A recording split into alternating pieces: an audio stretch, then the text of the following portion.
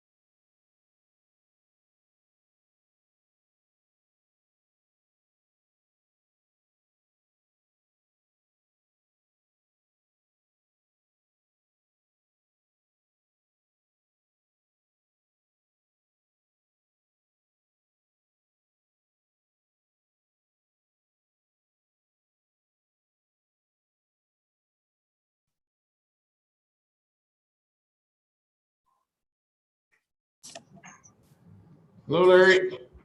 Hey, Martin, how are you? I'm good. Yourself? Excellent. How's that new job working out for you? I haven't worked too much, just a few days, just got a little training in and stuff. I think they were waiting for Dr. Henry to back off, which sounds like she did a little bit today. So the wines are good, though. The people are nice. The wines are good. So I'm looking forward to it. Where did you say that was again? Time Winery, downtown on Martin. Oh, okay.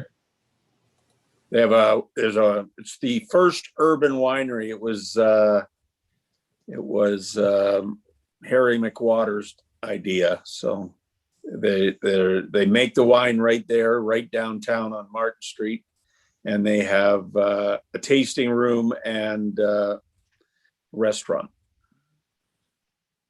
Is that going to be like those where they make the wine out at that wine village out in north of town here? For your license, in order to get a license, you have to.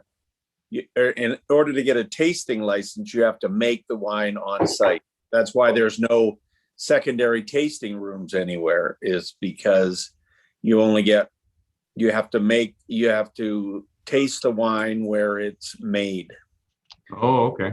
And that's why we've been fighting for years now to try and get them to loosen that up and allow secondary tasting suites.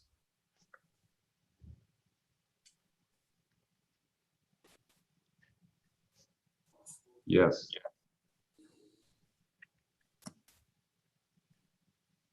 Doug, is this your last meeting with us?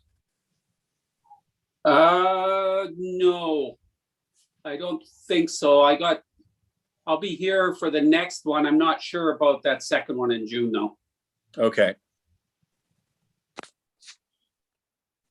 And this is Kathy's last meeting, I take it. Yeah.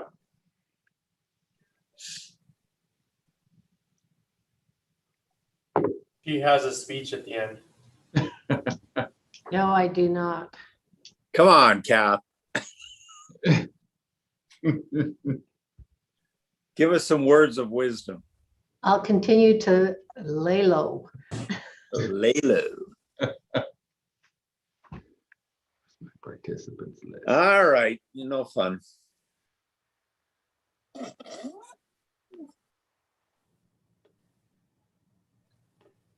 I will put it out there, though, that fourth option in my one report isn't really available. Yes, it is actually. Can always use more information. Got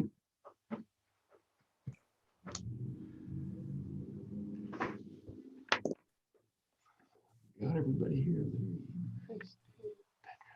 So, Mayor, did I hear you say that maybe just one more meeting via Zoom and then we're going to go back to in person?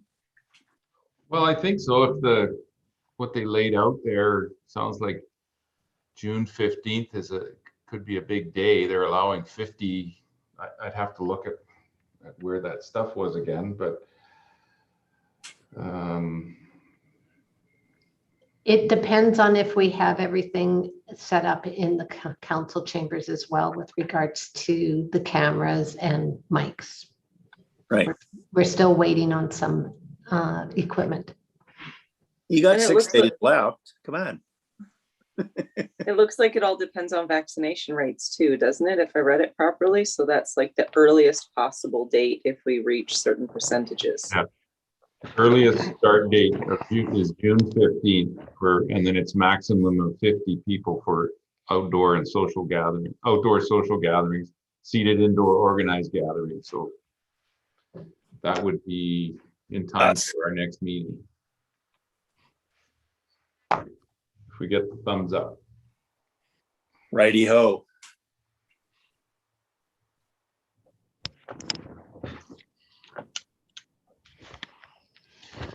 Okay, well, I think we will get started.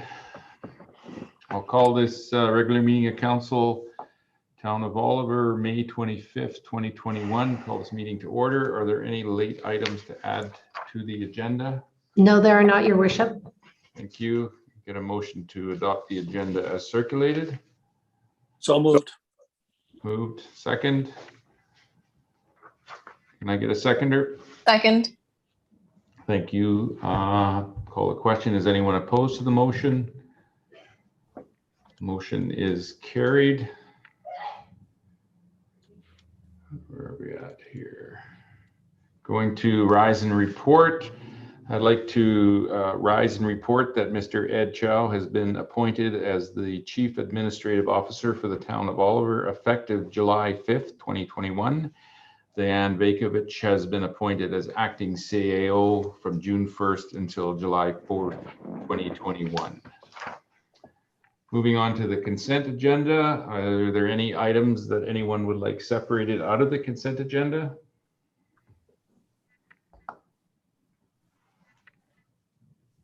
Councillor Ventimiglia?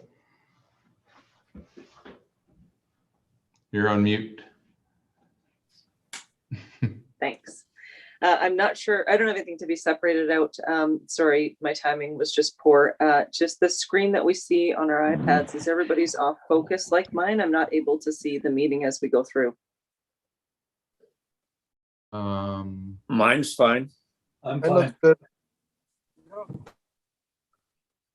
It's just you. Do you require glasses? I'll log out and come back in. I see like a super zoomed view and I can't see the meeting. I'll be right back. Okay. Try double tapping the screen. Mine did the same. Too late, she's gone. It's done. Well, while Petra comes back in, nobody had any items to be moved off the consent agenda. So can I look for a proposed motion that the May 25th, 2021 consent agenda be adopted? So moved. Moved in second. Call a question. Is anyone opposed to the motion? Motion is carried. Moving to business arising out of prior minutes. Item 1, temporary use permit 2020-18. Postponed resolution. Oliver United Church has advised the town that they are withdrawing the church as a location for the cold weather shelter. The motion that was moved and seconded is that council approved the temporary use permit 2020-18 and that as a condition of the permit, the following work to be completed as per figure 10 of the Director of Development Services report dated November 9th, 2020 to provide adequate emergency egress from the south side of the building to the street and provide privacy from 6242 Kootenai Street. A fence be installed along the eastern half of the south property line. And emergency access to the street be provided through an existing rock wall and staff be directed to issue the permit. That was the resolution that was moved and seconded, and then it was postponed. I will pass this over to the CAO just to make sure we get this process correct. Thank you, Your Worship. What council will be required to do is vote on this particular motion. You will want to defeat it as the church has withdrawn their building for this cold weather shelter. So it's just a housekeeping where we have to clean this off of the books. So it's already been moved and seconded. So there's just a matter of voting on it at this point in time. Everybody clear on that? Does anybody have any questions before I call the question? Not seeing any, I will call a question. Is anyone opposed to the motion? I'm opposed. I'm opposed. I'm opposed. I am also opposed. Councillor Ventimiglia? Opposed. Okay, thank you. Motion is defeated. We will move on to committee reports. And I will ask our chairperson from the committee of the whole meeting, Councillor Mattis, to give us a report from that meeting. Thank you, Your Worship. We had 2 items on our agenda today. One was the building bylaw 1404, which will come back to council on June 14th for first, second, and third reading. There's been a few small changes or changes within that throughout the process. It will be now a step for people to ask the town staff if there's any outstanding problems with builders, as their building permit may be refused if they pick the wrong builder. The second item was that policing costs. We had a report from the CFO regarding when and what we can expect. There are some concerns with funding that we may have. We may have shortfalls upcoming, but there'll be more work to be done in that area as well. And we received that report for information. That's it. Thank you, Chairperson Mattis. Our next item, we got some delegation and petition, South Okanagan Immigrant Community Services. Cherry Fernandez will be the presenter, and Katrina Oliveira, Elmira Galiva, and Michael Lamont are the attendees. Are you unmuted, Cherry? Yes. Cherry? Hello, can you hear me? Yeah. Wonderful. So if You're kind of quiet though. Oh, okay. If I sit a little closer, is that a bit better? Yeah, I can hear you good. Wonderful. Well, if you're unmuted, I will pass it over to you to make your presentation. You'll have 10 minutes or so to do that, in which time council will maybe have a few questions for you. Wonderful. Thank you. If I can, I'm going to share my screen right now. Okay. There we go. All right. Are you able to see that?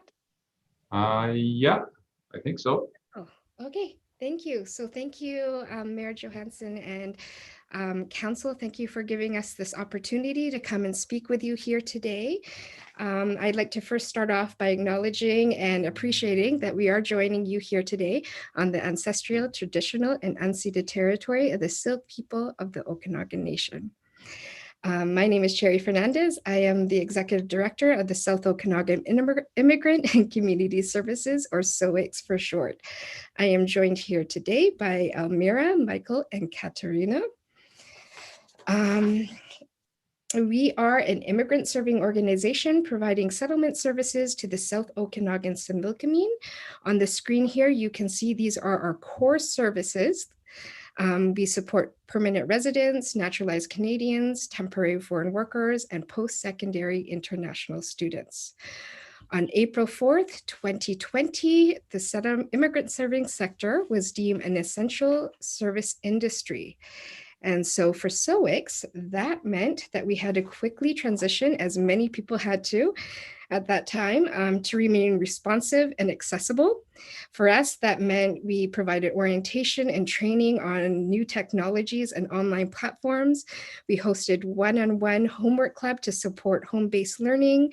Many of those participants come from the Oliver area and School District 53. We offered intergenerational programming to really try to mitigate that isolation felt by a number of seniors, youth, and children. And in this past year, with a lot of the racial tensions that we have seen, we celebrated the diversity of our region with our very first virtual One World Festival.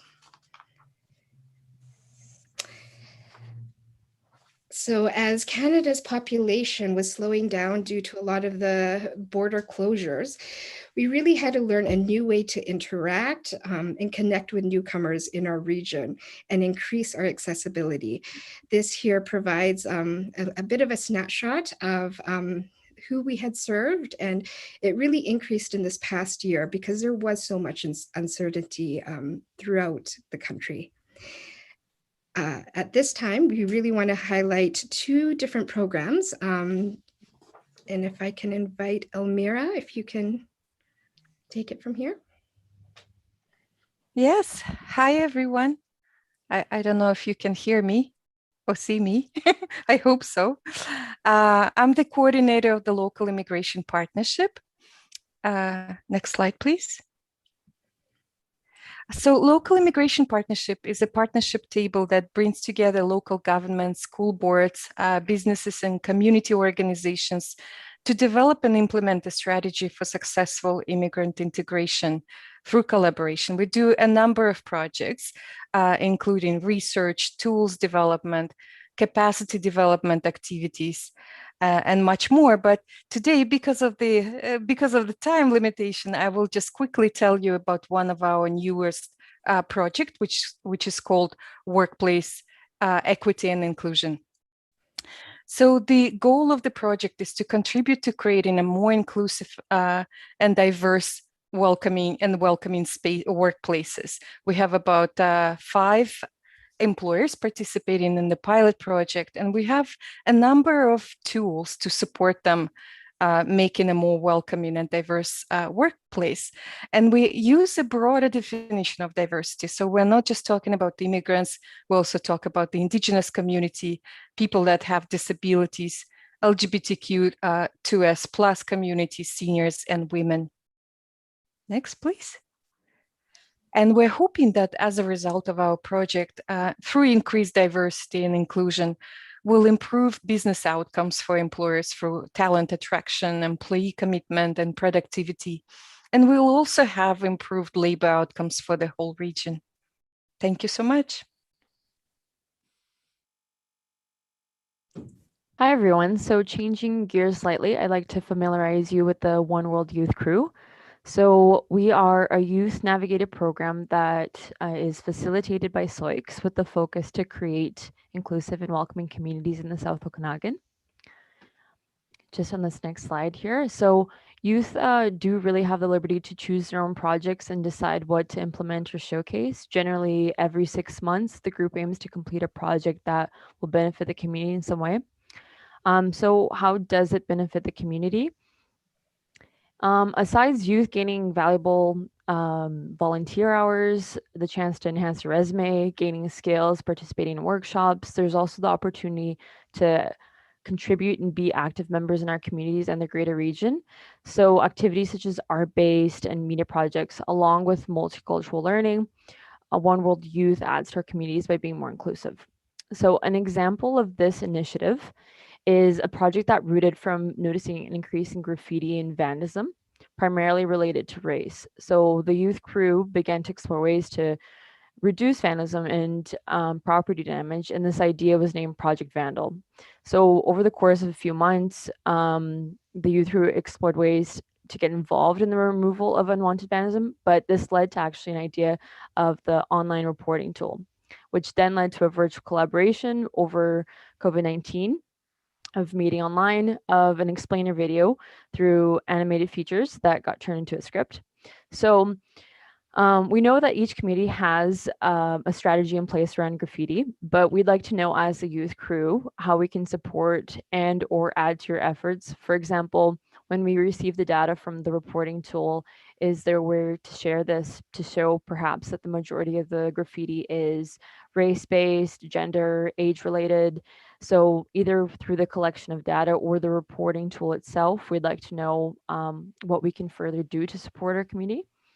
And another initiative that we have been working on is murals. We've painted an Okanagan-inspired one in the back of the SOICS office in Penticton, but it's a true goal of ours to see more murals and help accomplish this. So right now, there's a possibility of one in Oki Falls as well as Summerland, but we'd like to make more connections around a region where more youth reside. And it's a great way for us to all come together and put something forth collectively. On this next slide here, there is the explainer video that I talked about. There's the online reporting tool along with a little bit of social media from all of our projects. So hope you guys get the chance to check that out. So within all of our services, diversity and inclusion remains a theme throughout it, through our core settlement services, our local immigration partnership, our One World Youth Crew, as well as a Respect Network, which we relaunched this year, that really works around anti-racism and diversity. One such is a video that we created that really showcased the contributions of newcomers in our region and how we can really find strength in working together, but also showing that racism really does affect our most vulnerable, including our children. This particular video was actually inspired by my daughter when she was 3 years old, just turning 3 years old, and starting to really interact with children her age. And she asked me the question, "Mommy, do you like being brown?" So if I can, I'd like to share that with you right now. I'm just going to stop this so I can change to that there. Excuse me one moment.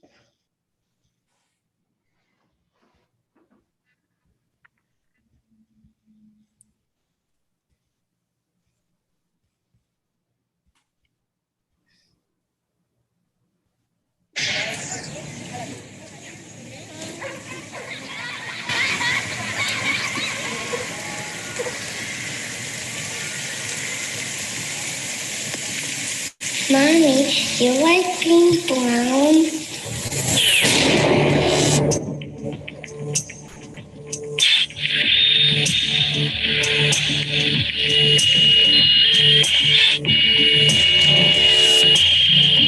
Especially being new in this country, that this is stepping on toes. Why do We have an art shop in Elster. Why would you bother coming here? I live in a service. So what? So what? So what? So what? The ER nurse is referring to disturbing allegations involving medical staff in emergency rooms playing racially motivated games. Person, if you're with someone, why don't you go back to the rest?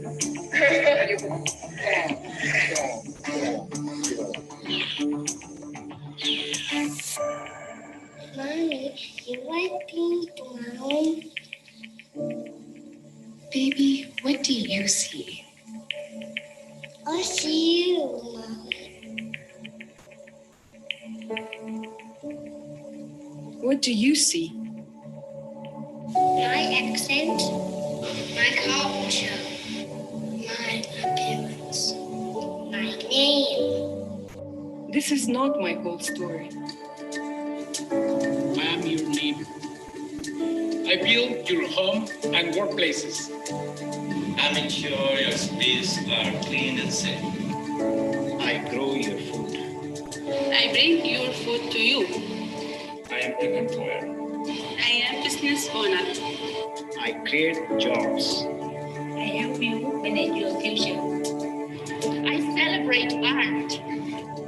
I give back to the community. I care for you. I am a lifesaver.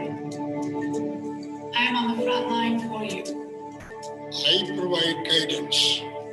I listen and offer comfort.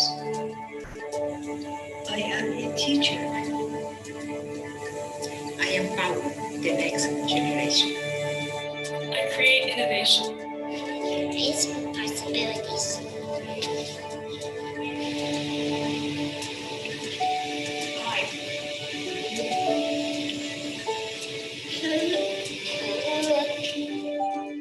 We are connected. I am Kamloops. I am Salmon Arm. I am Vernon. I am Kilona. I am Pitchland. I am Summerland. I am Penticton. I am Oliver. I am the Swiss. I see you. I am mother. Father. Sister. My brother. Daughter. Son. Mentor. Friend. I am your neighbor. I am your neighbor. I am your neighbor. I am your neighbor. I see you. Mommy, you like being brown? Baby, I'm proud to be brown. But I am not alone. You are not alone. This is our community. These are our neighbors.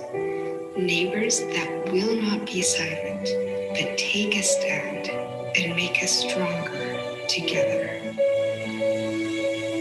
Color makes life beautiful. We are all connected. Our diversity makes us stronger together. Why fear our differences? Instead, share, learn, and appreciate the strength we have in our connection. To those that lift us up in times of crisis and uncertainty. To those that do their part every day where we work, learn, play, and live. To those that recognize and value our connection. And you leave.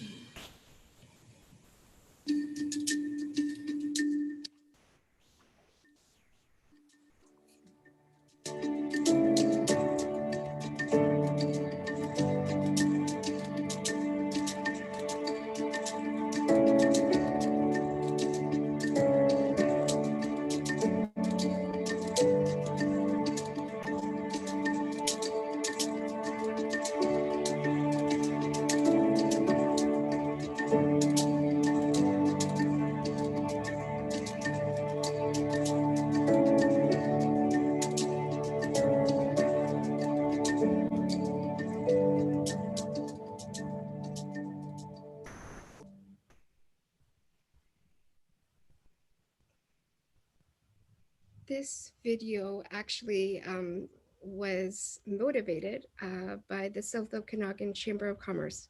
They reached out to us and asked, is there a way that we can help support this message of diversity? And this was the result of us picking up the camera and through trial and error, learning how to use it and hopefully spread that message. Thank you. Thank you. Thank you, Jerry. That was an excellent presentation, and the video is awesome. I hope that gets out. Are you putting it out on YouTube, and people can view it whenever they want to? Yes, we have it on YouTube, and we'll make sure to share it as well. Awesome. Well, thanks, Jerry and Katrina and Elmira. Is anyone else from council have any questions or comments for our SOIC's delegation? Councillor Bentamila. Thank you, Your Worship, and thank you, Cherry and team, for the presentation.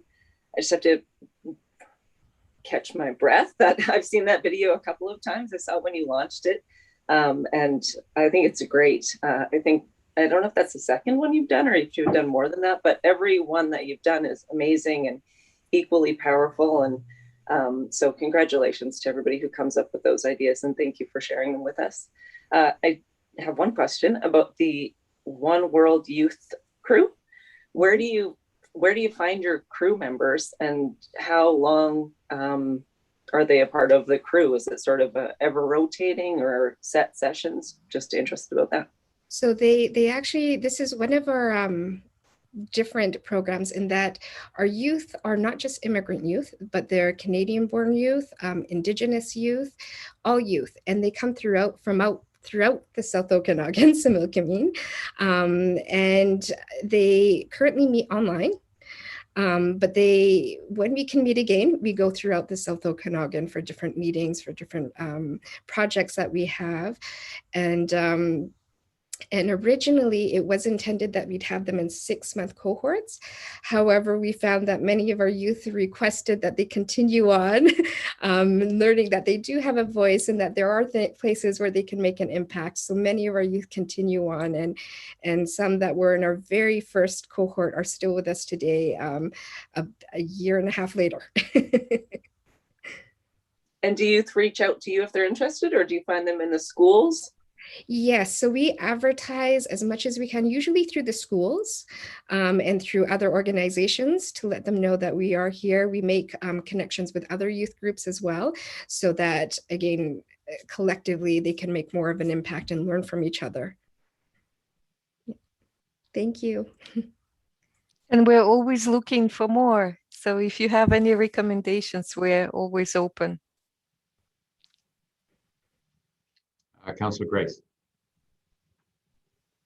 Thank you, Your Worship. And yes, thank you so much for the presentation, for the video. I know that some of those sound bites really got to me. Some of them I recognized from being fairly recent, and it's hard to hear, but it goes to show that many of our friends and neighbors are still dealing with racism, and it's, it hasn't gone away. And so it's really important to have these educational tools available, and for us to learn how we can be better allies. I think the video is just wonderful. I'm so glad that you shared it with us. So thank you.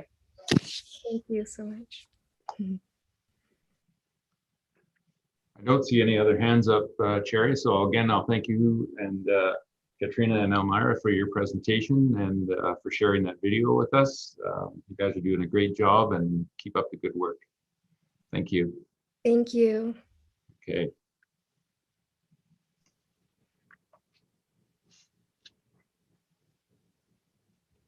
So we'll move on to water matters. The first item is the irrigation water meter 6583 Lakeside Drive. I will pass this over to the CAO.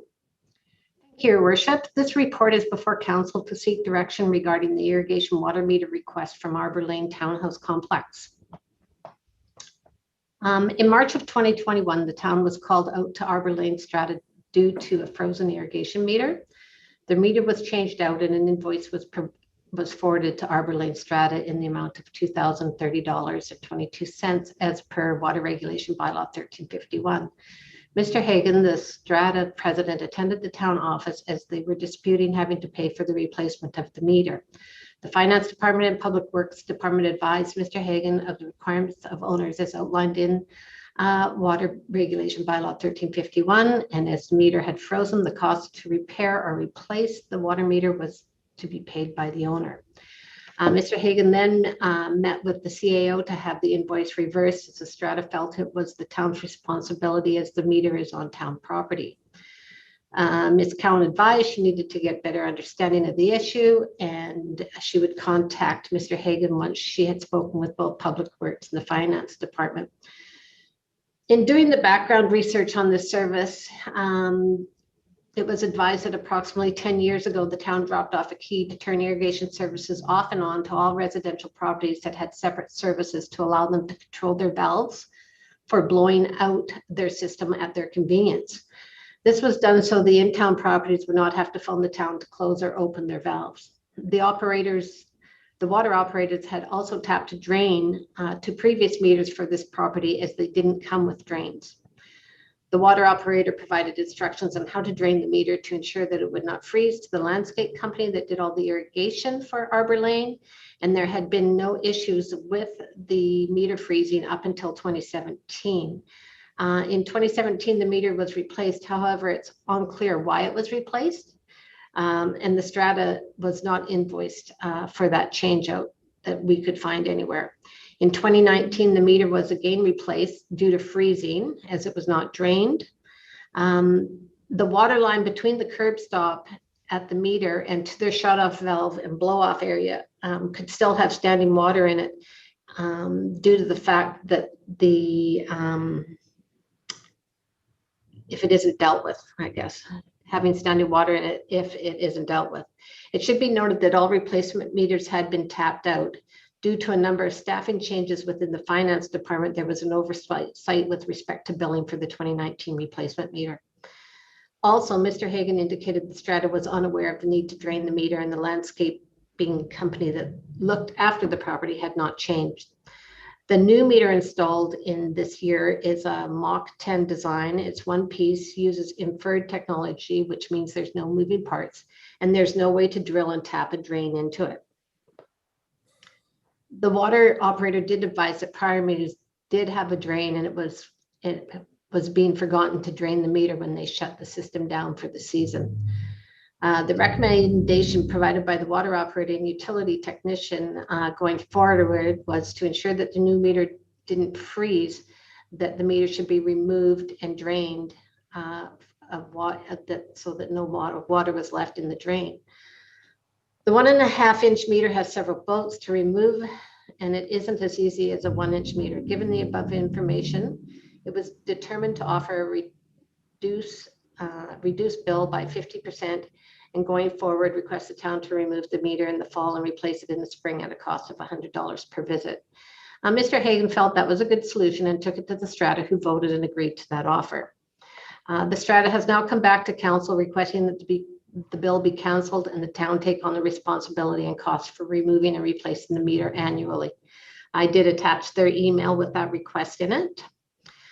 In talking with the director of operations, irrigation lines aren't buried as deeply as water lines, and due to the size of this meter, it does not fit within a traditional meter pit and is in a concrete box. There's a number of photos attached, and there also the configuration of the location of the service. And it does show that the lid of the concrete vault does have insulation attached to it. There's also a hand sketch drawing that is included with respect to the configuration of how the service is being provided to the property. The Director of Operations advised there could still be standing water between their valve shut off in their box to the curb stop, as the blow off is after their valve. It should be noted that the meter box and their box are both located in the boulevard as well. Their box and lid is warped and does not close properly. The Director of Operations also advised that there's a possibility of the irrigation meter freezing, even if it is put down a couple of more feet, if there happened to be a cold snap. And there have been instances where this has happened to domestic lines where someone has been absent for a week. And council should also be aware that a property on Zinfandel had several issues with respect to their meter, and the property owner was responsible for paying for the meter replacement, and to alleviate the issue of freezing also covered the cost of a new configuration. So staff have provided some options for consideration by council with respect to this issue, and they are within the report. I will go over them with you. One is at the cost of the property owner, the water meter and concrete boxes could be dug deeper and keep the installation attached on the inside of the lid. However, this could still freeze with any water that is still inside of the meter. Should the property want to undertake this solution, the town could attempt to configure the piping meter to be angled slightly so no standing water stays in the meter. This could help unless the line is fully loaded. The property owner can pay the town to remove and install the meter annually at a cost of $200.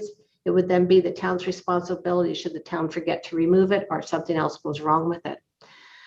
They could have their lawn maintenance contractor or whoever blows the irrigation system out each year unbolt the meter and drain it each year. Should anything happen to the meter, the cost for replacement would be the responsibility of the property owner. Should be noted that canceling the invoice and taking on the cost for removing and installing the meter annually would be precedent setting, and staff do not recommend council consider this request from Arbor Lane Strata. There are 4 options for council.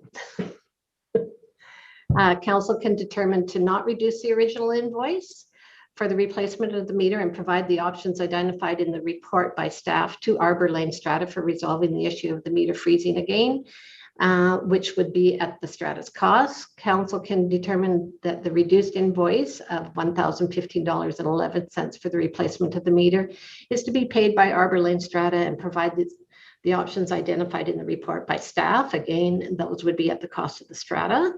And council can determine to cancel the invoice for the meter replacement and absorb the cost of the annually removing and reinstalling the meter. Council can determine to undertake and absorb the cost of the work necessary to resolve the issue of the freezing meter. Staff recommend option 1. The financial part of this is it's estimated the modification would be approximately $2,500. That's really an approximate amount of money. And also I have quoted part of the water regulation bylaw sections that are relevant to this request. Thank you, CAO. Any questions, council? Councillor Mattis? Thank you, Your Worship. I'm not going to jump into the 4 options at this point, but I do have a question through to the Director of Operations regarding the setup that is there. When I go to the hand-drawn picture of the configuration, as a person that used to install irrigation systems, is it possible to move the shutoff and the blowout in between the curb stop and the meter? And I guess the question there is the meter damaged by air pressure because there's no moving parts? Is there any issues with blowing it out on the other side of the water meter? Thank you through the chair. Yeah, you can't blow air through the water meters. It's generally not a good practice. I'm not sure with the newest versions, but the old versions, you definitely couldn't blow through. You could damage the parts inside. They had moving parts. This one doesn't though. Yeah, this one doesn't. I don't know how it would affect it at this point. I'm not as involved in the meters anymore the last few years and the technology. I understand. I'm just throwing it out as a potential solution that, you know, if you put the blowout on the other side of the meter, if this meter is not damaged, that might be something worth looking into. As far as the 4 options, thank you for that answer, by the way. As far as the 4 options go for myself, seeing as we've offered 50% discount once already, I would hate to back away from that. That's just kind of where I stand. In terms of repairing it, I certainly see that as the responsibility of the Strata. Thank you, Councillor Mattis. Councillor Schwarzenberger. Thank you, Your Worship. I agree with Councillor Mattis. I think since we've offered the 50% discount and they accepted it on this one occasion, I think we should continue with that. But if they want to change their design or the pit depth or anything, that should be done at their cost. And the $100 in and out each time to remove the meter and put it back in would of course be their cost as well. Thank you. Councillor Grace. Thank you, Your Worship. I did have a question, I guess, to the CAO just regarding the bylaw and the no-win situation that Mr. Hagan has described. Basically saying that they're required to protect the meter from freezing, but however, they're not allowed to open the cover or use any insulation or anything like that. So I was just looking for some clarification on that, if they are able to protect it themselves or if removing it is the only option.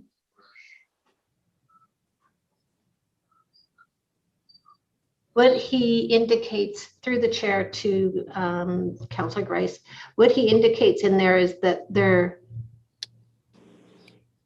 prohibit us from opening or closing the curb stop, not the actual and uncovering and restricting the access by covering it with any other material. But I do believe in the past we have enabled them to drain the meter. So they're going in to drain it. So they are going into that box.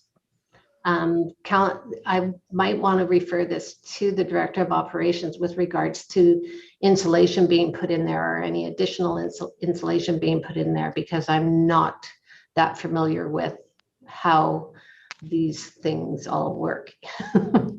Thank you. And I will clarify after so he says section 48, the same bylaw prohibits us from opening or closing the curb stop, and then also uncovering the meter and restricting access by covering it with any other material, e.g. insulation. Through the chair, I can answer some of that. Generally, we don't want people tampering with all of our domestic meters, but there are some irrigation meters out there where this is the case, where they may have to do some work and we allow them. We've also made keys for properties, as mentioned by the CAO, for several properties in town where they could shut their curb stop off and then blow out their systems. And we just found that easier because there aren't that many properties in town that need that service. And like the CAO mentioned, there was a drain on the bottom of the meter, and apparently some years it worked, or somebody remembered to do it, or we got lucky, and then other years it wasn't done. So to follow up then, is this an option for this particular case, that they could use some sort of insulation to prevent freezing? Or I don't know if this has been discussed with them or not, but or if that's a viable option. The insulation wouldn't really work at that depth.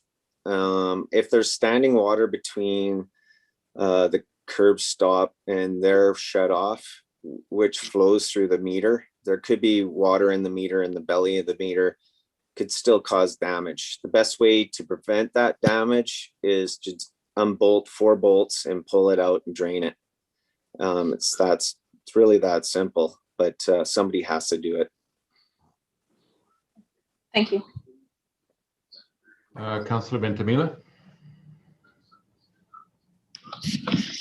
Thank you, Your Worship. One of my questions was, was just asked and I think answered. I was going to point out the same sort of contradictory information and ask if even if they were allowed to put anything in there like insulation, would there be anything that they could put to prevent the freezing, which I think I heard no.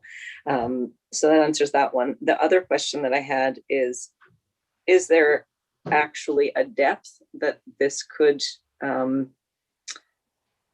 be dug to, I guess, that would, like, is there a depth that this meter could sit at permanently without issue, without freezing? Or is this just an issue they're going to have no matter if it's where it is right now or a foot lower or 2 feet lower, those sorts of things? And then the last question that I have is this an issue at any of the other stratas with, I'm assuming, similar configurations in town?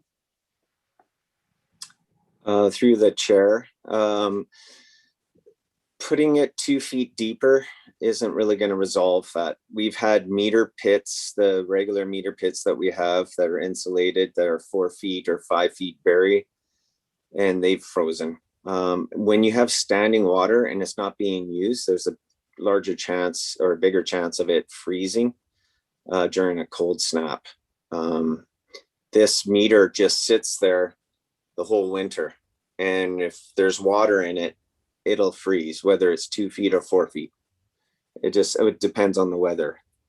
I mean, you can, we've had people have heat tape put on certain lines and meters, but then you have to run electrical out there, and it's, and then as far as the stratas, we have different configurations because we had to go in and retrofit all these meters back in 2009, 2010. There's different configurations everywhere, and not all of them are the same. And I'm not sure if, I'm trying to think of one that's similar to theirs, and I'm sure there is, but I just can't think of it right now, or we haven't had any issues with them.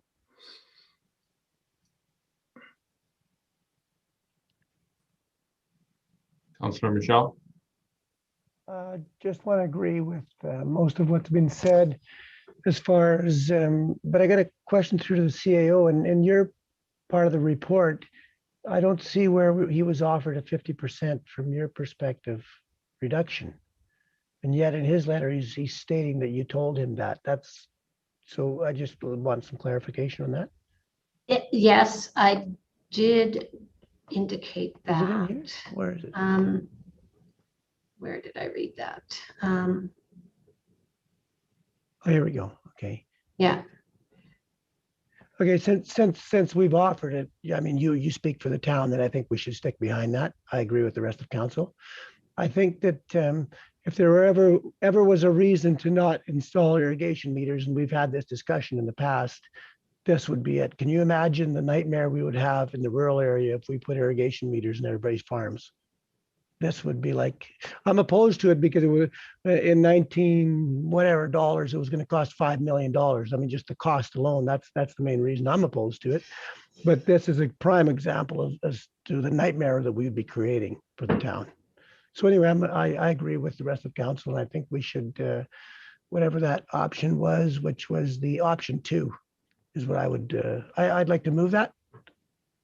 Make that a motion. I'll second. Okay. Moved in second.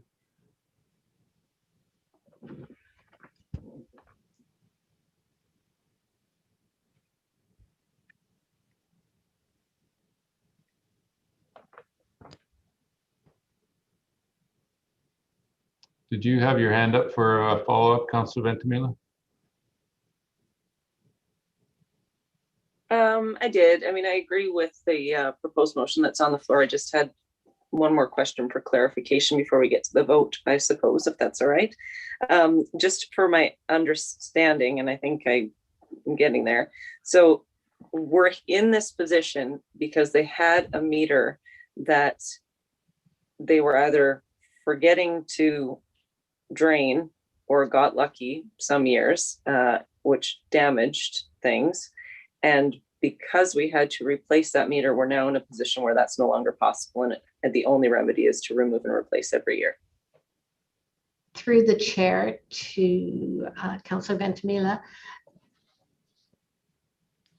that's the meter that is going in there now does not have the ability to be tapped out to put a drain in it. So the solution that has been provided, the means for going forward, that have been provided by the water operators and the utility technician is to have it removed in the fall and put back in the spring, or look at possibly providing some sort of looking at how they could possibly modify it to get it deeper, but or angle it so that it does it does drain. But the director of operations indicated that once you start angling some of these meters, they might not read properly.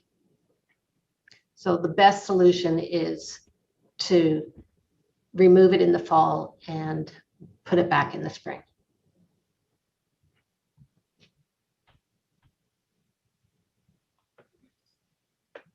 Councillor Michelle? Yeah, just curious, how many of these properties do we have in the town? And how are other people dealing with it?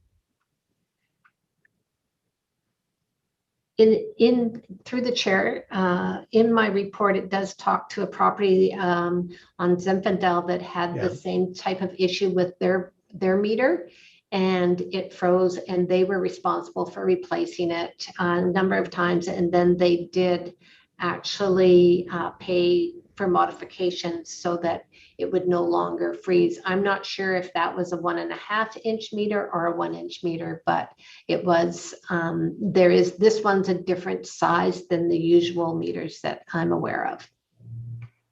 So we only have the 2 properties, or do we have quite a few properties where they have irrigation meters separate from their domestic meters? I can answer that more, Pat or Kathy, through the chair to Councillor Michelle. There's a bunch of different configurations. Some properties have multiple irrigation meters, but they're at each location where we had to put them in, they may be 1 inch or 3/4 inch, so they're in a deeper pit. There haven't been any issues with those ones for whatever reason, but this one's 1.5 inch meter. It has to go into a box.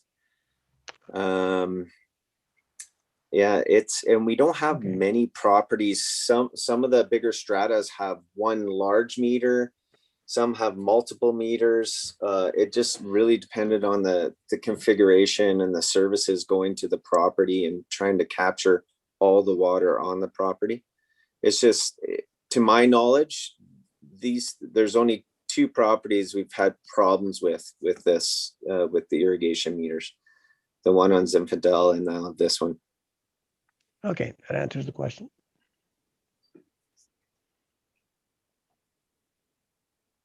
Any other questions or discussion on the motion that's been moved and seconded?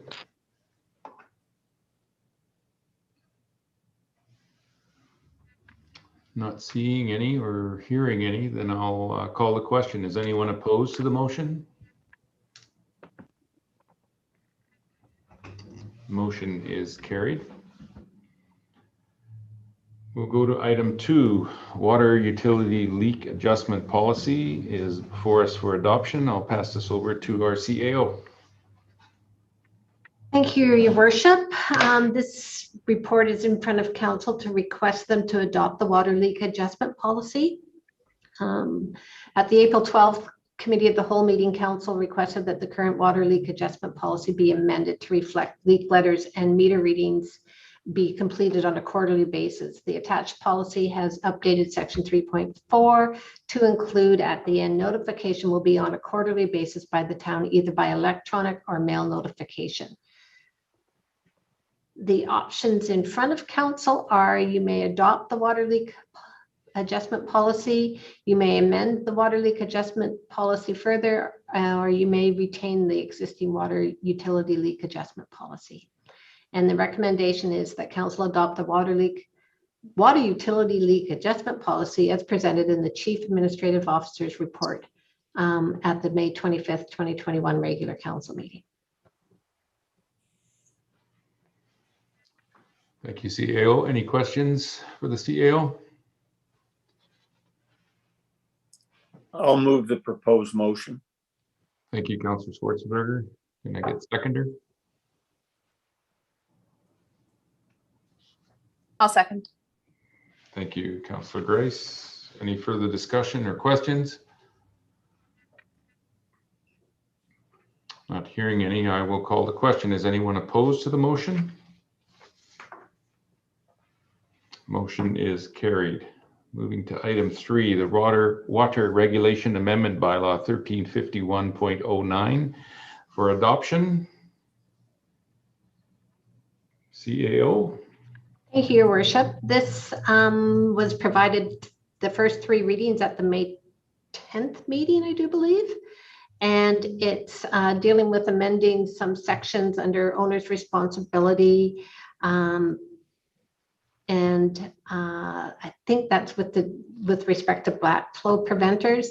And it also talks to metered user fees and just making sure that it's some clarification around some of those sections. So it is there to be adopted now.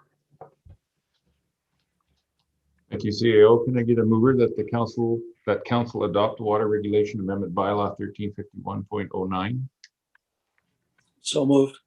Moved. Second. Second.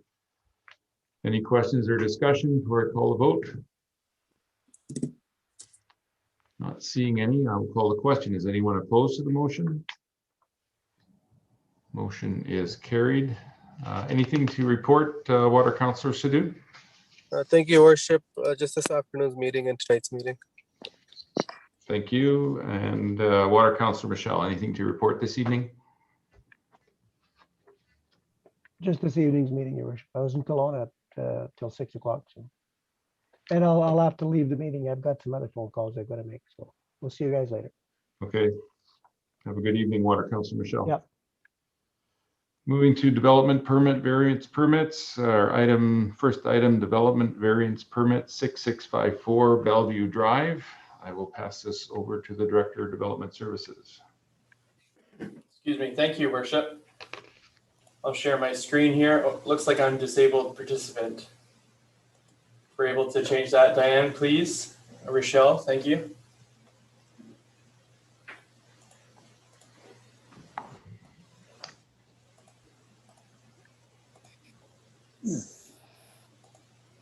There we go. All right, this application is for a development variance permit 6654 Bellevue Drive. The applicant is proposing to construct a single-family dwelling with an attached garage. To facilitate the construction as proposed, a variance to zoning bylaw number 1380 is required. The variance is to section 10.1.6A1 to decrease the minimum front parcel line setback from 4.5 meters to 2.1 meters. Property location map, you can see the property highlighted in yellow. It fronts on both Meadows Drive on the low side and then Bellevue Drive on the high side on the east side. That's a zoomed in version showing the ortho. The zoning is RS1 and the OCP is LR, low density residential. Photos of the subject property on the left shows the Bellevue Drive of this elevation of the subject property. Same thing on the right. You'll see there's a drop here. The proposed driveway would go sort of through where the red star is and down into the property. On the left shows the east elevation of the subject property. On the right is a photo showing the Meadows Drive elevation, looking up towards the property. This is an elevation showing the south side of the subject property. And this photo makes it clear the stakes there in the ground. Well, actually, you can see the arrow is the northeast pin. So the property line is actually quite a ways from the road. So the setback is measured from that pin. The stake in the ground is the original 4.5 meter setback when it was originally proposed to be built, and then the plans were revised to propose a 2.1 meter setback. So that red line gives council an idea on where the front of that building would sit. The site plan here shows the building. You'll see that the northeast corner is where it sits at 2.134 meters. And then it also sits a little bit close at the corner, sort of midpoint of the building, sits at 3.917 meters. And then down at the garage, it sits back way beyond the 6 meter required setback, meaning that 2 vehicles could park on the property, no problem. When it's actually built, they may need to expand the driveway a little bit so a car could turn around a little bit easier, but I don't see any challenges with that. I also wanted to point out, there was some comments sent in from the neighbors about, you know, where is the building going to sit on the property? Well, the current elevation of Bellevue sits at 1,021. I don't know, are you able to see my mouse, Mayor Johansson, right here? Yeah. Okay, thank you. So it sits at 1,021 feet here. This is the existing elevation. There was a previous topographic survey that was completed on the property. So all the blue numbers here are existing elevations, so 1,020. So you'll see 1,012 is where the building is going to sit. There is a drop, and the garage slab here is at 1,015. So 1,015, the existing driveway elevation at Bellevue is 1,021. So there'll be about a 6-foot drop, and currently it sits at about 1,012. So what that means is approximately 3 feet of fill, whether that's backfill, it will be propped up a little bit, and it'll sit a little bit closer to Bellevue Drive, but that will hopefully give council an idea that it will sit a little bit higher than that existing grade that I identified here. It will sit a few feet higher than this, but overall, you know, if that is 1,020 and it sits at 1,015, the garage slab, that's 5-6 feet. And then from the main floor elevation of the house, which I'll show you right here, this is probably 14, 15 feet. So we'll sit 15, sorry, math lesson here, but 15 minus the 6 feet. So it will sit approximately, you know, 8 feet above the elevation of Bellevue to the top of the roof of the building. If that's confusing, I can help answer questions on that later. But I'll just go back to the site plan here. Also, the side rendering kind of gives you an idea on where Bellevue Drive is and where the garage will sit. It's not like the garage will sit right at the level of Bellevue Drive. It will drop that amount that I spoke about. Main floor plan, you'll see 2-bedroom plus a den with the garage. And this is a lower floor plan that shows a family room and extra bedrooms and storage. There's the building elevations we talked about. So it's sort of that 1 story from Bellevue Drive with the drop, and then 2 stories on the rear elevation. That also gives council an indication on where the grade is and the height of the building. Staff comments, shifting the building slightly to the east and a higher elevation enables a driveway that's not as steep and is safer for a future resident. The boulevard area is approximately 7.5 meters in width, meaning that the northeast corner of the building will sit approximately 30 feet from the road. This reduces any negative visual impact on the street. Furthermore, there is a row of cedars along the north property line, which will provide a buffer from the proposed dwelling. The garage is set back, as I talked about, the appropriate 6-meter distance, and then some, leaving ample space for a second vehicle to park in front of it. So although a dwelling can be built on the subject property within the required setbacks, the proposed variants allow for a flatter driveway with limited to no impacts on the neighboring properties. With that, the 3 options for councils, they may choose to support the recommendation, may choose not to, or may choose to refer back to staff. The staff recommendation is that council approve development variance permit 2021-14 and that staff be directed to issue the permit. Thank you, Your Worship. Thank you, Director. Questions for the Director of Development Services?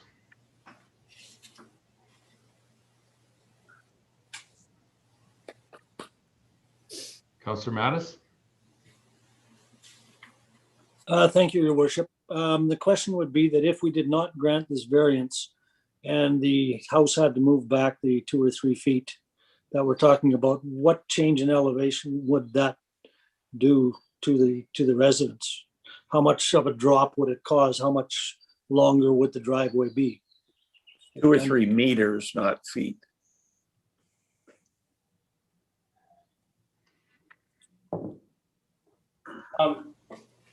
Thank you, Your Worship. So Councillor Mattis, you're asking if it is built at the 4.5 meters, then there would be that additional few feet that the building likely would end up in more fill on the property and a steeper driveway. Because the lot slopes from west to east, or other way around rather. So it'd end up being a steeper and longer driveway. So, but the question would be if they put more fill and built at the same elevation, you're only looking at the same, everything would be the same. except there would be more yard between the house and Bellevue. Everything would sit at the same elevation. Yeah, that's definitely. Or are you suggesting they would drop the elevation of the house? I mean, I can, yeah, I'm not sure, I can't speak for them, but So we might need more information. it's possible if that's what council feels is they need more information, that's always an option. I'm just wondering, if they stay at the same elevation, then they end up with more turnaround space. If they lower the elevation, then it impacts the neighbor's view less, and it creates a slightly steeper driveway, but creates more room to turn around. I'm just trying to throw out the options here, trying to understand what we're approving or not approving.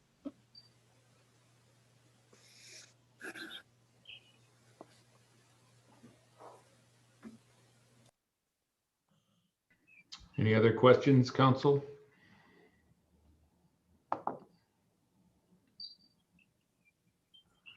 Councillor Bentamila? Thank you, Worship. I'm in support of the variance, or the concept of the variance as I understand it, but I would like a bit more clarification on the parking as well, just because it was brought up in one of the neighbor feedback forms. And so just to the director, you mentioned that there should be, I think you said there should be, or there would be enough space in the driveway for a second vehicle, and that they may need to expand the turnaround room there at some point in time. So my question is just, is that not something that we should make sure of as a part of the variance permit? Like have the actual numbers and make sure that that's going to fit as a part of the variance permit before going ahead? Sure, through the chair, just to answer that. I mean, they can fit, what we normally look for is, can they fit the vehicles on the property? Does it say in our bylaw that you can't back up your driveway and back onto the road? We could encourage them to put a turnaround in and drive out, but ultimately I can't imagine it's a bylaw requirement, as long as the number of spaces can fit on the property.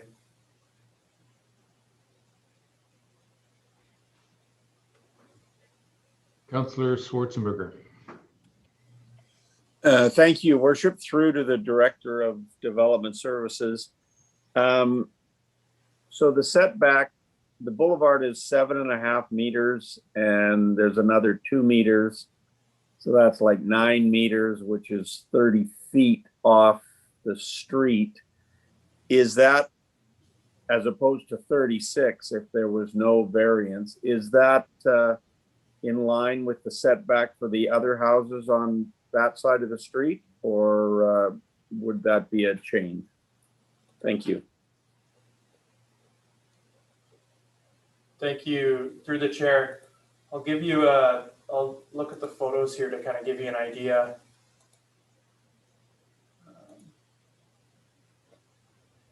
It would sit a little closer than this blue house on the south side, but it would be similar to the house's garage. The neighboring house to the south's garage sits closer.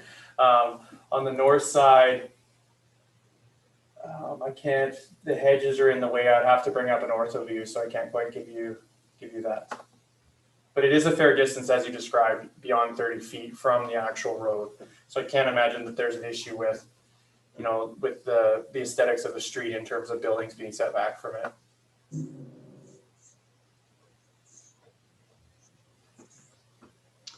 Councillor Mattis, you had your hand up. Is it? I'm good. Question? You're good? Yep. Okay. Your Worship, I'll move the proposed motion. Motion that council approve development variance permit 2021-14 and that staff be directed to issue the permit. Yeah. Can I get a seconder on that? I'll second. Thank you.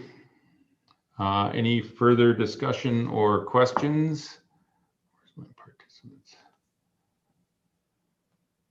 I don't see any, so I will call the question. Is anyone opposed to the motion? Motion is carried.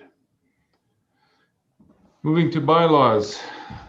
First one, Southern Interior Bylaw Notice Dispute Adjudication Registry Agreement Authorization Amendment Bylaw 1282.01. Say that 3 times fast. Yeah. We'll pass this over to the corporate officer. It's here for first, second, and third reading. Thank you, Your Worship. I think I win the prize for the longest title of a report. The purpose of this report is to introduce the amendment bylaw 1282.01 to council. As a little bit of a background, this bylaw was brought into play in November of 2010 by council to allow Oliver and other southern municipalities to enter into the dispute adjudication registry system that we've been with for another, well, since 2010. This agreement is reviewed on a regular basis.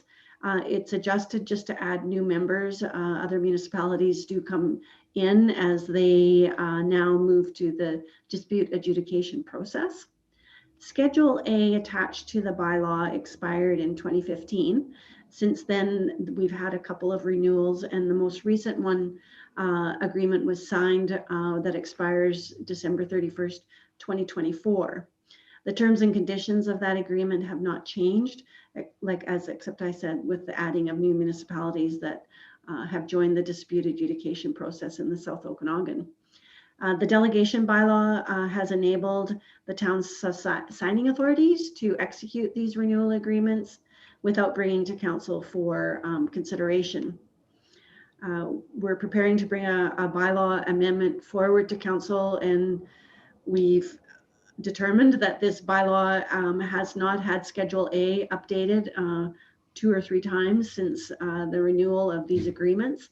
So it's recommended to council to remove item 2 in the bylaw that allows us that the original agreement is still there, but it enables us not to bring the renewal agreements forward to council for consideration because we haven't done it since 2010, as you can see. But we would, of course, bring the agreement forward if any terms and conditions were changed that would require council's reconsideration for that agreement. So the options are that council give first 3 readings to the Southern Interior Bylaw Notice Dispute Adjudication Registry Agreement Authorization Amendment Bylaw 1282.01. Council can choose not to amend the bylaw, or you can refer back to staff for additional information. And I'll read it for you, Mayor Johansson, that the recommendation is that the Southern Interior Bylaw Notice Dispute Adjudication Registry Agreement Authorization Amendment Bylaw 1282.01 be read a first, second, and third time, and that amendment bylaw be brought forward to the June 14th regular council meeting to council for adoption.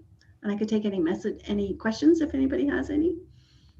Any questions for the corporate officer? Not seeing any. I'll move the recommendation. Thank you, Councillor Grace. Get a seconder. I'll second. Thank you.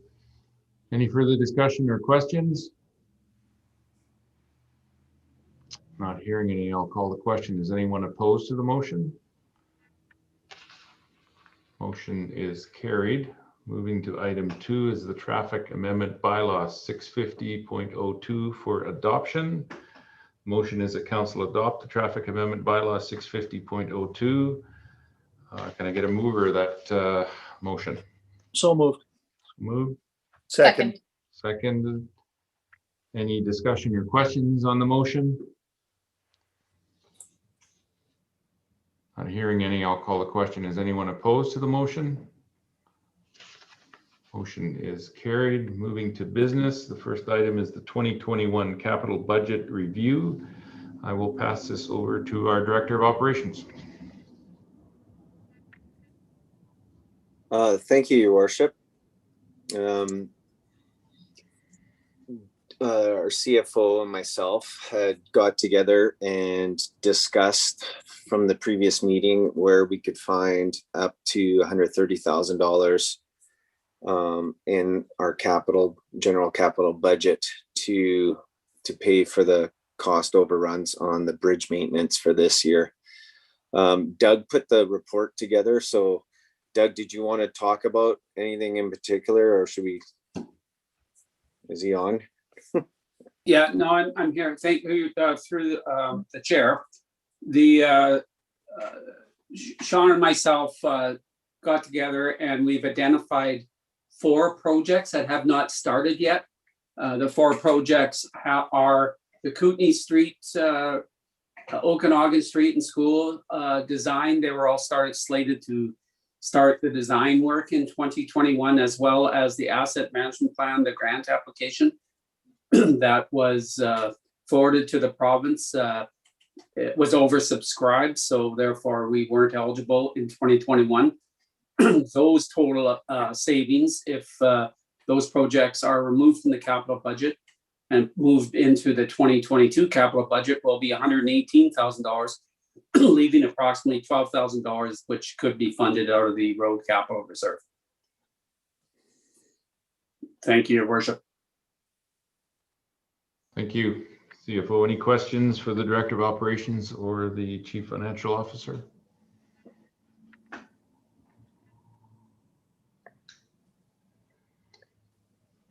Councillor Ventimiglia. Thank you, Your Worship. When I read the recommendation, my first thought was, well, what project are we going to do next year? Because it looks like we're taking off all of the prep work for any of the larger projects that we've been considering. But then the follow-up thought was, I think we have Airport Street on the books for next year. So I just want to clarify that that's correct. So we do have a decent sized street rehab project that would still be ready to go for next year if we take all of these design projects off the table right now.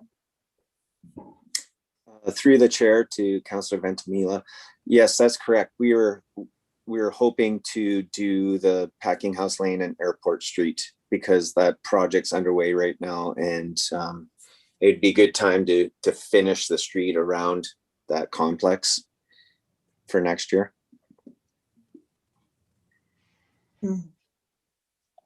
Councillor Mattis. Thank you, Your Worship. A couple of questions. Will we be doing Station Street this year? That's going to happen for sure this year? That is the hope.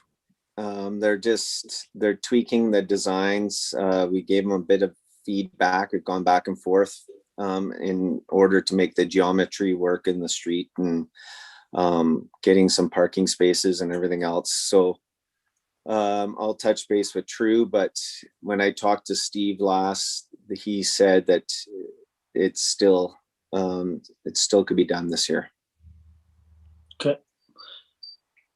Through the CFO, given the discussion regarding policing this afternoon, is there going to be greater pressure on our budget next year for capital projects, that sort of a thing, from an operational perspective, so to speak? I mean, it's not too late to put a hold on Station Street. I know the rest of council won't want to hear this, but we will have, we're giving up all of our engineering on School Street. We don't have the engineering done yet on Airport Street, and we're hoping to complete it next year. It'll all be done on the basis of debt, just as we're doing Station Street with debt. It concerns me when I look at the operation side of it, as well as the capital side, that maybe we should be taking on smaller projects and saving some of our money for the must-do bigger projects where we actually have a building being built on Airport Street and Packing House Lane. Just throwing that out there. Welcome any feedback from whoever else might have something to say.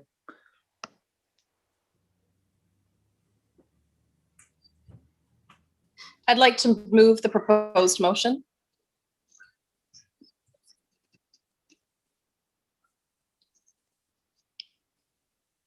Can I get a seconder? I'll second.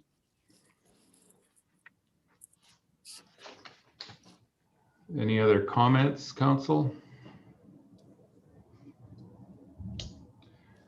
I guess before I call the vote, I would just want to echo Councillor Mattis's concerns as well.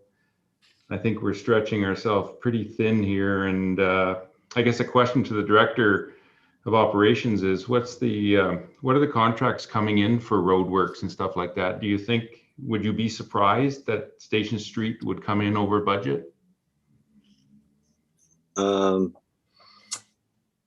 Through the chair, yeah, it wouldn't surprise me, but we really don't know until we really don't know until you put it out to tender, and then maybe at that time we can have that discussion and see what the bids come in at. Yeah, I mean, that's my main concern, is that we don't have enough money, and we're going to have to borrow money to possibly do Station Street.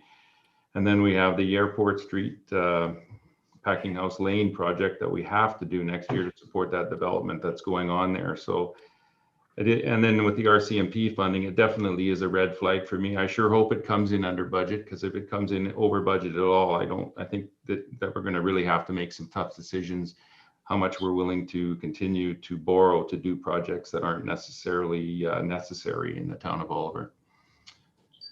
Those would be my comments. Unless there's any other questions or comments, I will call the question. Is anyone opposed to the motion? I'm opposed. Motion is carried. Moving to item 2, alternative approval process, fire department pumper truck loan authorization bylaw 1403. Pass this over to the corporate officer. Thank you, Your Worship. The report before council is to seek your direction with regards to proceeding with an alternative approval process with regards to the fire department pumper truck authorization bylaw 1403. An AAP, we gave a little bit of a highlight to council in March, but it does enable local governments to engage citizens about a bylaw to undertake long-term borrowing.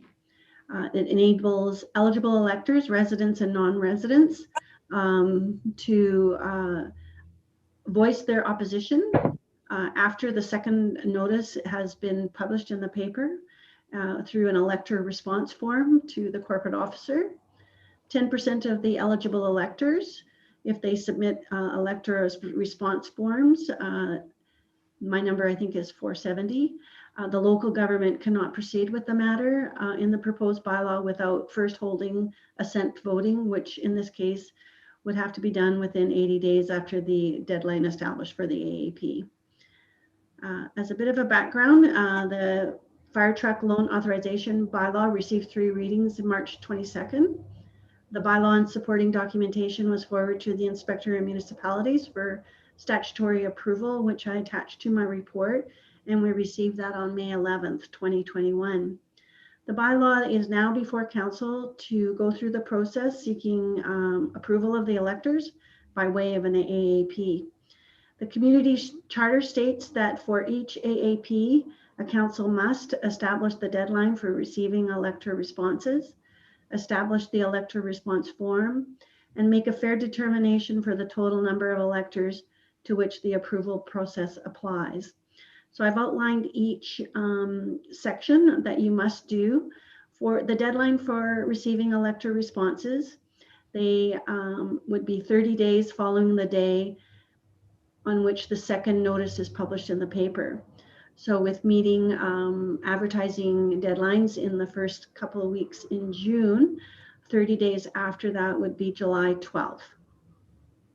The AAPs or the ERF can be accepted by mail, email, fax, or in person prior to the established deadline, and postmarks would not be accepted. The elector response form is attached to my report as well for council's review. The eligible electors within the town boundary, that's our total boundary.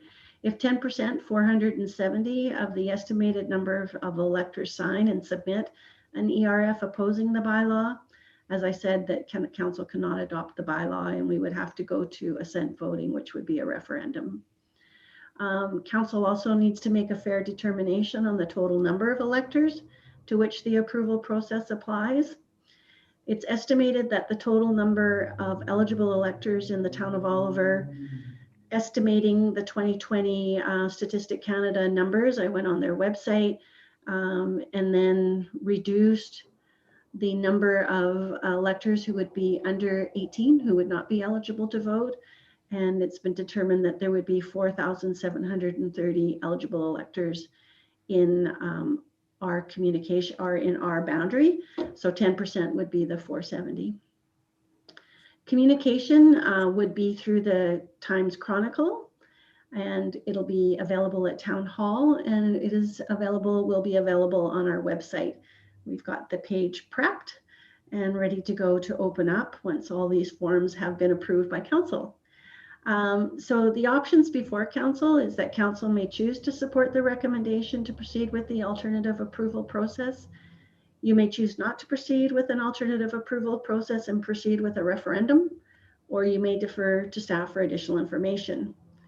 And the recommendation before council is that the corporate officer be directed to undertake an alternative approval process, determine the opinion of the electors with regards to the fire department pumper truck loan authorization bylaw 1403, and that council endorse the following with regards to the fire department pumper truck loan authorization bylaw 1403, that the deadline for receiving elector responses by 4 p.m. on July 12th, 2021, and that the elector response form attached to the report dated May 25th, entitled Fire Department Pumper Truck Authorization Bylaw 1403, elector response form be approved, and that the estimated number of eligible electors for which the alternative process applies be established at 4,730.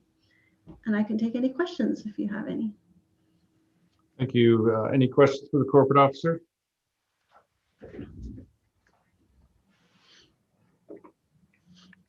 Can I get a mover of the proposed motion? So moved. Thank you. Second. Second. Any further discussion or questions? Not seeing any, I'll call the question. Is anyone opposed to the motion? Motion is carried. Moving to our last item under business, the South Okanagan-Similkameen Child Care Action Plan report. I'll pass this over to our Director of Development Services.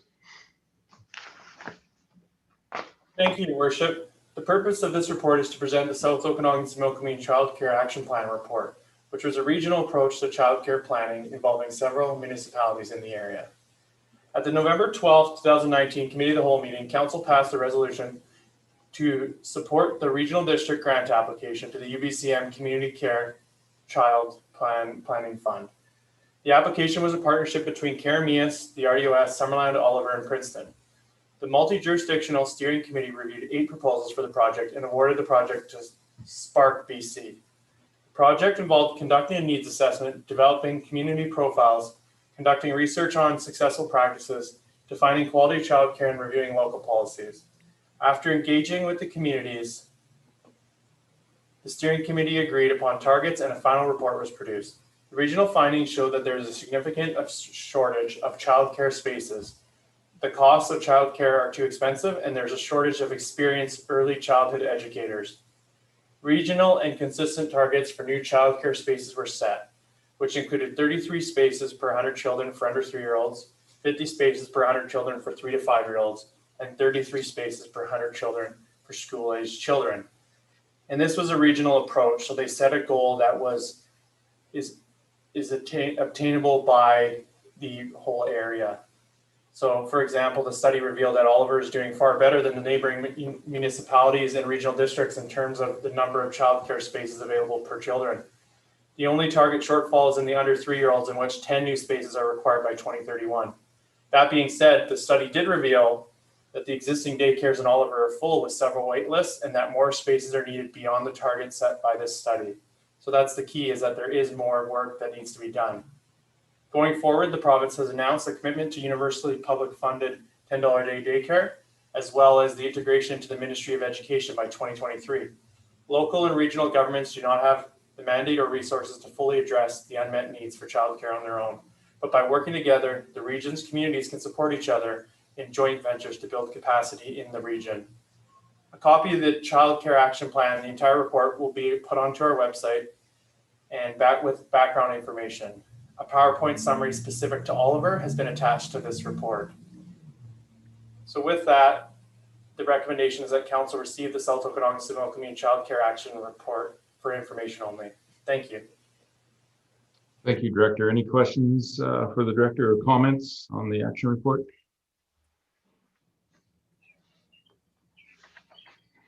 Not seeing any. Can I get a mover of the proposed motion? So moved. So moved. Second. Second. Thank you. Any further discussion? Not seeing any. I'll call the question. Is anyone opposed to the motion? Motion is carried. Moving to correspondence, I'll pass this over to the corporate officer. Thank you, Your Worship.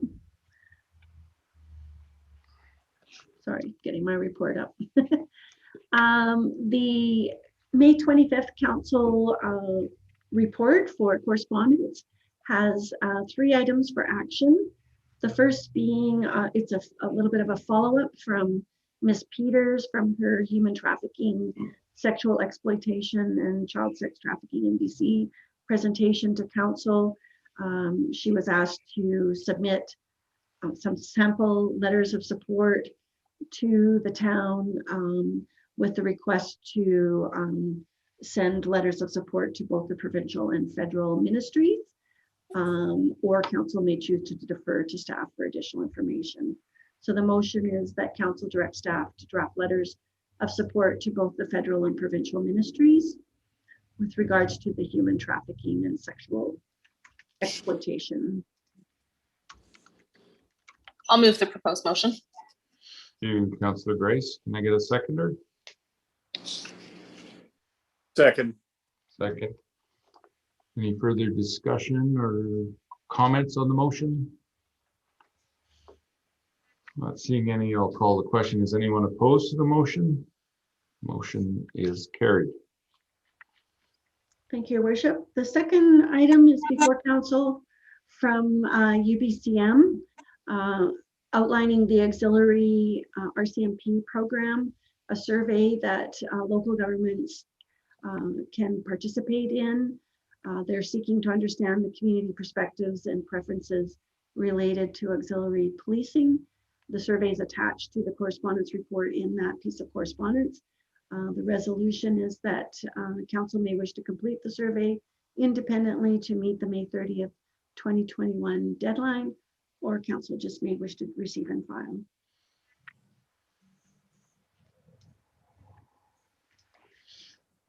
Anyone want to move the proposed motion or make a motion to receive and file?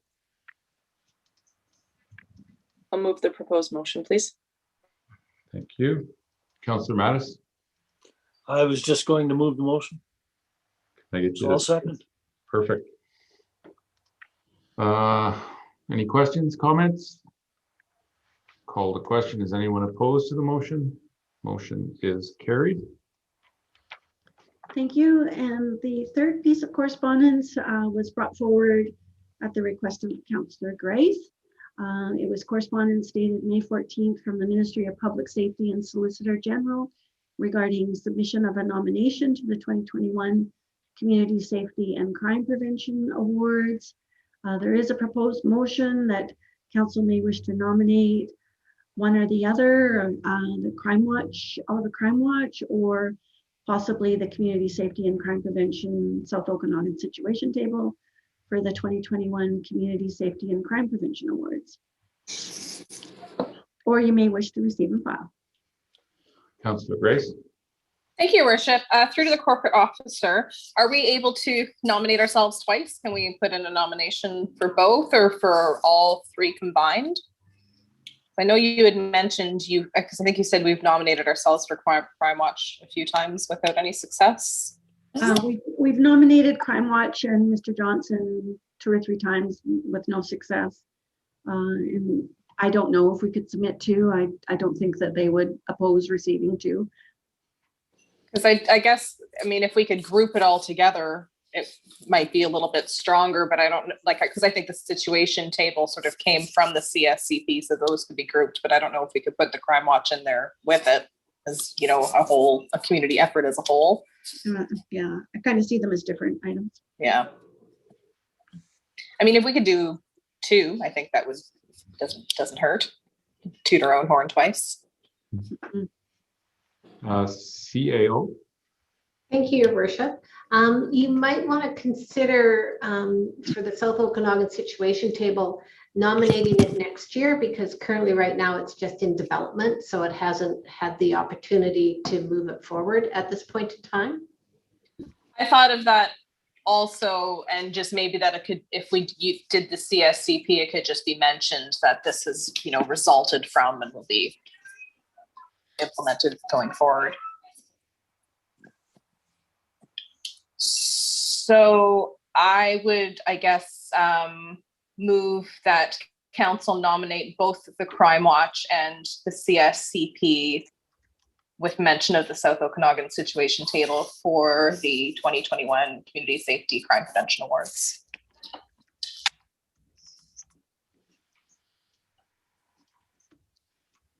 I would second that. Any further comment or discussion? CAO? I just have one comment with regards to the nomination for the committee. It would probably be really good to focus in on the work plan that was developed and adopted by them, because there has been a number of things over the last 2 years that have been undertaken to make the community safer from that strategic plan that was developed. Yeah, thank you, CAO. I think that would be, that's a good document. Definitely referencing it in the application or the nomination would be worthwhile.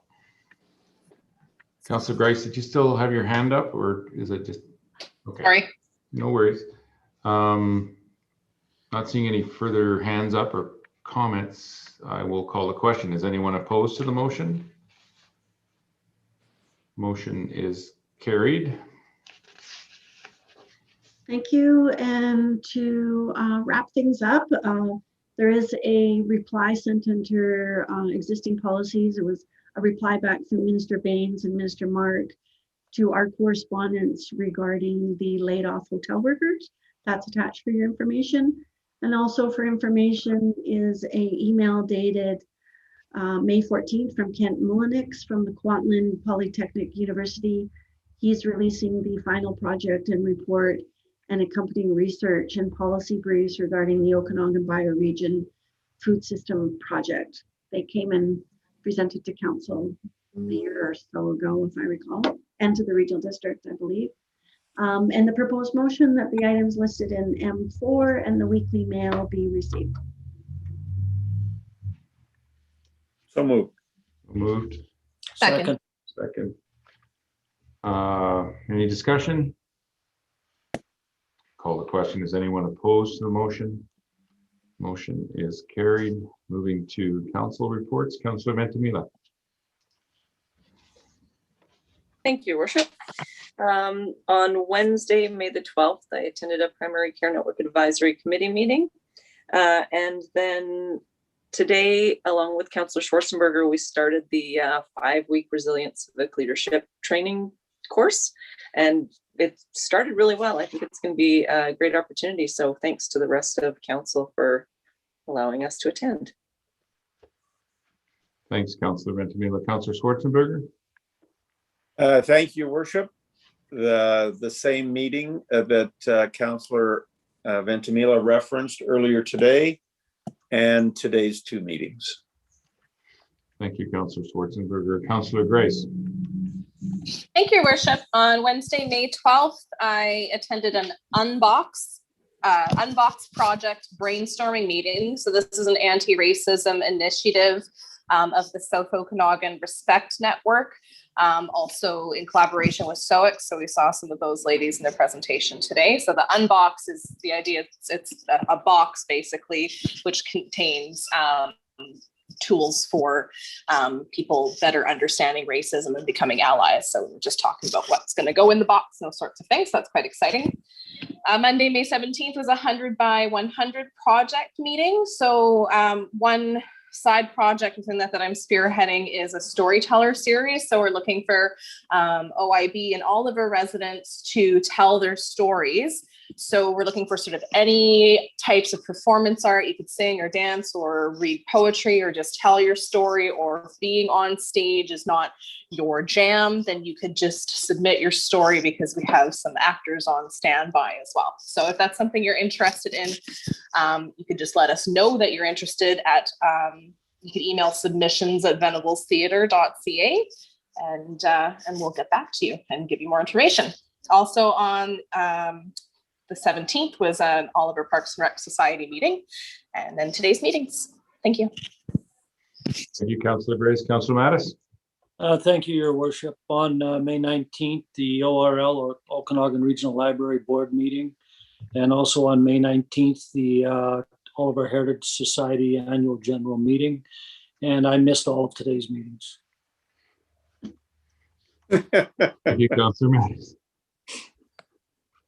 For myself, on May 12th, I had a Heritage Committee meeting and an Oliver Clinic Advisory Committee meeting led by divisions. On May 19th, I had the Oliver Crime Watch check presentation, and the Heritage Committee AGM was held later that day. And on May 20th, our DOS. Upcoming meetings, our next open regular meeting is June 14th. Acting mayor schedule for the rest of May is Councillor Mattis, and for June, July, and August, it's Councillor Grace.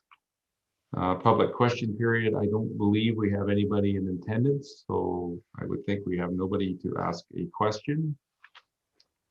So I will look for a motion to adjourn. So moved. So moved. Second? Second. Call the question. Is anyone opposed to the motion? Motion is carried. Thank you, Council. Have a good evening. Night, everyone. Night. Good night.